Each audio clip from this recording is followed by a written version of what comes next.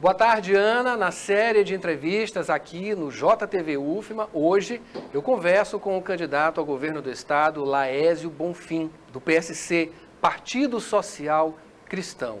Obrigado pela presença, candidato. Nós temos 20 minutos a partir de agora, incluindo 1 minuto no final da entrevista para suas últimas considerações. Bem, candidato, vamos começar falando aqui sobre questões relacionadas a conflitos indígenas, né? No seu plano de governo eu vejo que tem algumas ações voltadas, né, para quilombolas, indígenas também. Mas como o senhor vai tratar dessas questões indígenas, terras indígenas, conflitos em terras indígenas no seu governo? Olha, ao contrário dos outros candidatos, nós estamos visitando as aldeias indígenas do nosso estado. Primeiramente, eu queria deixar um grande abraço a todas as famílias que estão assistindo o programa JTV. Boa tarde a todos os telespectadores. Bem, nós estamos, como eu disse, nós estamos visitando as aldeias, estamos escutando, ouvindo os indígenas, buscando, né, ideias e colocando o nosso projeto de governo. Nós temos um projeto de governo que traz essa problemática indigenista para dentro do governo do estado do Maranhão, como poucos já fizeram ou nunca fizeram. Nós temos essa preocupação. Visitando essas aldeias, a gente tem visto o quanto eles se sentem marginalizados pelo poder. Você acredita como eu recebi um ofício numa aldeia, Guajajara, na cidade de Arame, e nesse ofício ele dizia, os pedidos? Escola em tempo integral, né? O direito, né, a ter assistência técnica, eles querem produzir. Então, nós precisamos ter mais sensibilidade à causa indígena. Se a saúde deve ser dividida entre os poderes, pois nós vamos fazer a nossa parte. As escolas indígenas estão caindo aos pedaços. O ensino indígena está triste. Por quê? Porque as escolas funcionam só durante uma parte do ano que não está chovendo. Porque se chover, os ônibus não conseguem adentrar as áreas indígenas e trazer os alunos para as escolas. Então, quando o aluno da escola do branco falta uma aula de 2 dias, daqui a pouco a televisão vai ao ar, cobra do senhor prefeito e daqui a pouco tudo volta ao normal. A escola indígena não. Eles reclamam, passa às vezes meses sem aula e ninguém diz nada, como se o ensino indígena não tivesse nada a contribuir, né, para os números desse estado. E pelo contrário, eu tenho algo muito importante, o nosso IDH das nossas cidades. Se você visita a cidade de Fernando Falcão, que tem um dos piores IDHs do Brasil, já teve dos 10 piores do Brasil. Aí você visita a cidade de Fernando Falcão e você diz, mas onde é que está a pobreza realmente aqui em Fernando Falcão? Você visita a sede da cidade, algum povoado, tem 6 mil habitantes. Mas eu vi no Google que aqui vocês são 10 mil habitantes. Cadê onde é que estão os outros? Quais as comunidades? Não, tem uma comunidade só, com 4 mil indígenas. 4 mil indígenas que estão à margem da educação, da saúde, né, da produção. E com isso, joga o IDH lá no chão. Por isso que você tem o Fernando Falcão, que à primeira vista é uma cidade, como qualquer uma outra cidade brasileira, toda organizadinha, com ruas, com escolas, com saúde, funcionando tudo direitinho. Aí você não acha explicação para o IDH tão baixo. Aí você vai procurar a razão. 4 mil indígenas vivendo de forma subhumana. E você precisa fazer com que eles venham para dentro da sociedade. Candidato, ainda nesse assunto, a questão dessa presença de garimpeiros, madeireiros, a pesca ilegal, nessas regiões, elas presumem aí uma questão relacionada à segurança. Já indo para essa questão da segurança de uma maneira geral, mas começando especificamente em terras indígenas, quilombolas, enfim. Qual a sua pretensão em termos de uma melhoria, se estiver precisando melhorar? O que o senhor vai fazer nesses aspectos relacionados à segurança pública? O que eu posso dizer é que nós vamos corroborar com o Poder Executivo Federal, com o chefe do Executivo Federal. Porque você sabe que terras indígenas, demarcações, são do governo federal. Agora, a segurança pública aos derredores também é da Polícia Federal. Mas como governador, nós vamos tentar dar a nossa contribuição ao indígena que quer ter escola, que quer ter saúde, que quer ter segurança, que quer ser implementado no meio da nossa sociedade, que quer fazer parte, que já estava aqui quando o branco chegou e que precisa ter respeito e dignidade. E nós vamos devolver isso, né, através de medidas que estejam dentro, que nos contemplem como Estado, porque nós temos as nossas limitações. Até porque as causas indígenas são quase de sua totalidade de cunho federal. Mas vamos dar nossa contribuição, levando assistência técnica, né? Levando implementos agrícolas, aqueles que já... Você sabia que muitas aldeias já ganharam a condição de estar produzindo nas suas aldeias, mas não tem incentivo do governo. Eles já têm a sua liberação para cultivar suas áreas, assim como os outros índios do Brasil afora, agora viram uma realidade nacional, e eles querem ter assistência técnica, querem receber implementos do governo, querem receber tratores do governo, mas as pessoas não estão fazendo a sua parte. As pessoas que eu digo, o governo do Estado. Vamos falar de uma coisa mais ou menos nessa linha aí que o senhor falou de estruturas, né? Vamos falar de saneamento básico. 48% da população é atendida, né, com esse abastecimento de água nas casas. 11% possuem coleta de esgoto. São números aí bem baixos, né, pífios. Como o seu governo vai atender a essa demanda básica? Lembrando que no seu plano de governo, pude observar também que o senhor fala muito em concessões. Olha, vamos lá. Primeiramente, quando você fala 48% dos lares chega a água, mais da metade dos lares maranhenses não recebem água potável todos os dias nas suas torneiras. Isso é um absurdo. Água é vida. Tratamento de esgoto é 11 a 13% só tratado. Com isso, nós temos um caos que leva às nossas praias. Olha, como é que estão nossas praias? Praias quentes, lindas, águas quentes, perdão, e praias lindas. Mas você vai passando na litorânea e vê imprópria. Isso nos causa vergonha. Isso precisa ter investimento. Algum tempo atrás foi vendido a Semar por R$1. R$1, preço simbólico na Bolsa de Valores. 2 anos e meio depois, a Semar foi revendida por um grupo estrangeiro por quase R$400 milhões. Isso é gestão. Nós precisamos pegar a nossa empresa que cuida de águas e esgotos e dar uma gestão para ela. Gestão, dar um choque de gestão na CAEMA. Trazer pessoas que entendam, fazer concursos públicos para aumentar nosso quadro. Investir mais em equipamentos. Tem cidades, ontem, eu estou chegando agora da cidade de Mangabeiras, fui recebido de forma linda pelo povo, caminharam comigo no meio da rua e não pediram muita coisa. É simples. Lá, o juiz não deixa mais a CAEMA cobrar as taxas de água, porque a CAEMA não tem mais capacidade de levar água aos lares. Lá chega, o povo compra água para abastecer seus lares. Então, nós precisamos de um governo voltado a resolver a problemática que vai trazendo há décadas esse Estado. Nós precisamos dar um choque de gestão no Estado do Maranhão, em todas as suas autarquias e secretarias. Precisamos levar gestores a essas autarquias e secretarias. Menos políticos, mais gestores. Se não for assim, nosso Estado vai ficar entregue a isso que está aí até hoje, a miséria, a fome e a pobreza. Nós precisamos de um governo comprometido a trazer essa realidade e ir para cima dos problemas e resolver os problemas. Eu me sinto preparado. Como gestor, dei show de gestão. Tanto que sou palestrante pelo Brasil de gestão. E fui reeleito com 90% dos votos, mais de 90% dos votos de uma cidade. Como?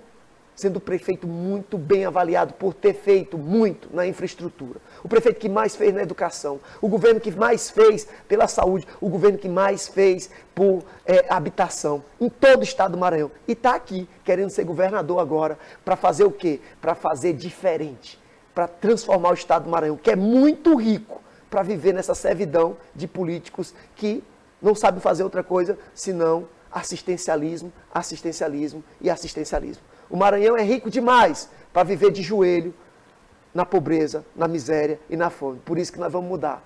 E eu estou pedindo a oportunidade de ser a mudança que esse Estado sempre sonhou, de ser a transformação que esse Estado precisa.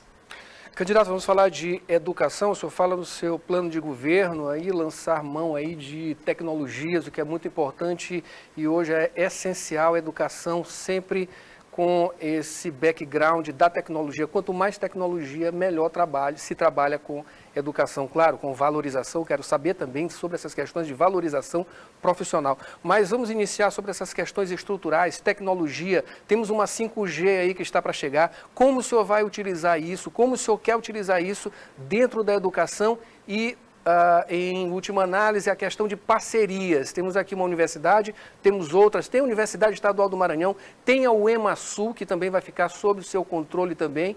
Como o senhor vai tratar a educação nesses termos? A educação mudou a minha vida para sempre. A educação transformou a minha vida. E a educação transforma vidas. Nós demos um salto de qualidade enquanto prefeito. Enquanto prefeito, o meu professor era o professor mais bem remunerado do estado do Maranhão. O professor na cidade de São Pedro dos Crentes recebia 14 salários por ano. 14 salários por ano. No último ano recebeu 17 salários.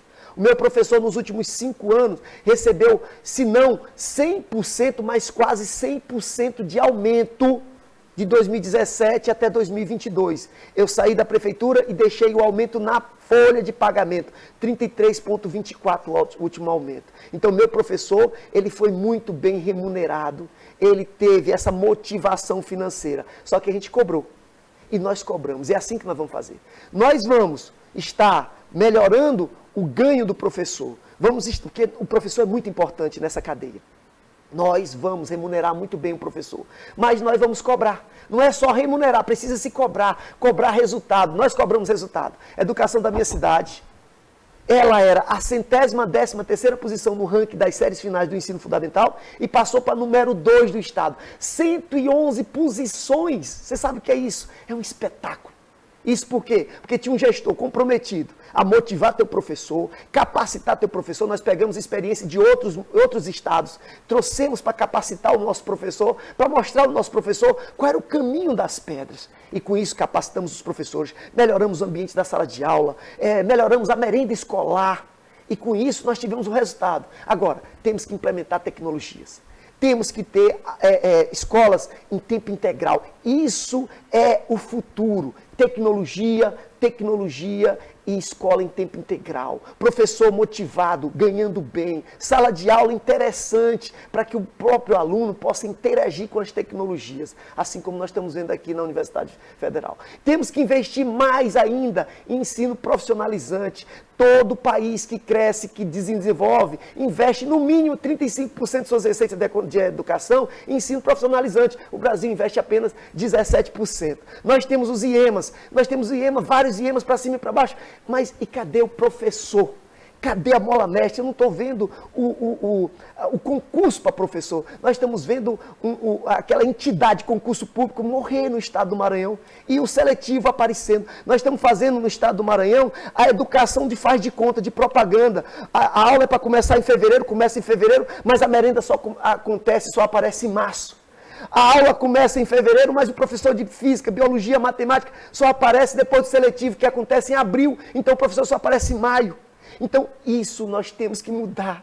Nós temos que fazer o mínimo, o básico, para depois nós implementar as tecnologias. E o Maranhão precisa viver dias melhores na educação. Precisamos acabar com essa hipocrisia, essa demagogia da propaganda que é feita nas escolas maranhenses.